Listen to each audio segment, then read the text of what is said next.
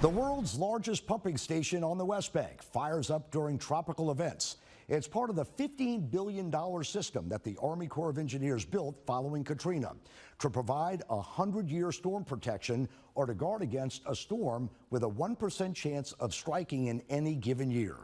John Snell takes a look at the system, how it's improved, and its limitations. I mean, it's such a defining thing for New Orleans. Kirsten Thoft and her family were visiting from out east, the usual tourist spots, when they decided to learn a little more about New Orleans. We just Googled places to go. Yeah. That led them to the levees.org exhibit at the site of the South Breach of the London Avenue Canal during Katrina. We wanted to make sure we got an understanding of both the past history of the city and the more recent history of the city. Being able to see the exact spot is sobering. The levee that you see here is the new levee built after the Katrina. They had a surprise encounter with Sandy Rosenthal, the founder of levees.org. You really want this story to continue to live on.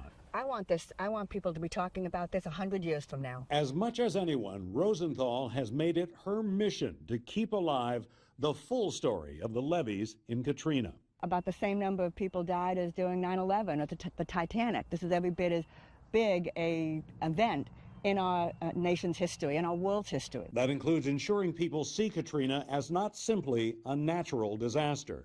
And she says to dispel a myth that the levee failures were somehow New Orleans' fault. For example, when running tests, the Army Corps of Engineers of the 1990s failed to recognize the flimsy nature of the soils under the levees. Once that gets recognized, well, then we have the information we need to move on, rebuild, and make sure that this never happens again. Problems with the levees go all the way back to the 1800s. Take, for example, the 17th Street Canal.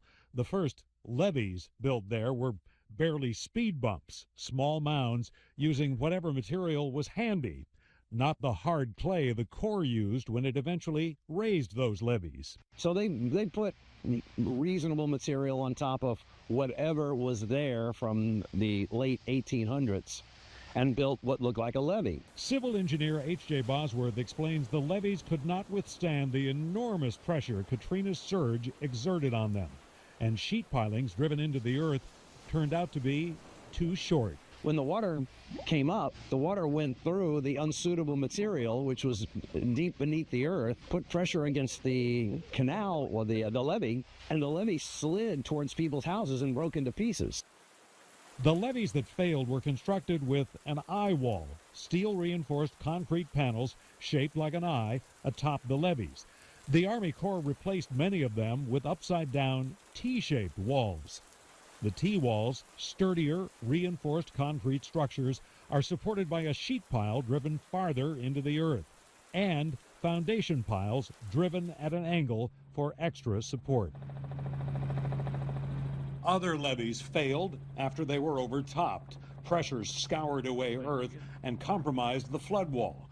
The Corps adopted stricter standards on levee material and armored flood walls where they meet earthen levees. Oh, it's a whole different world than what it was when Hurricane Katrina hit. Chris Dunn is the chief of the engineering division of the Corps' New Orleans district. We didn't have a surge barrier at the perimeter.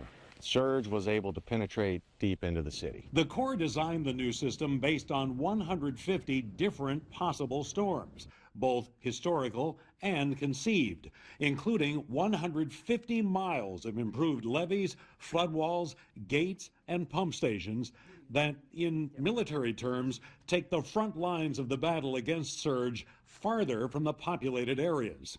The most prominent feature might be what locals nicknamed the Great Wall, a 2-mile-long, 26-foot-high surge barrier, a feat of modern engineering built in the soupy conditions of the marsh with piles driven a couple hundred feet into the earth. What do you folks call this? Lake-borne surge barrier. But you don't object to somebody who calls it The Great Wall?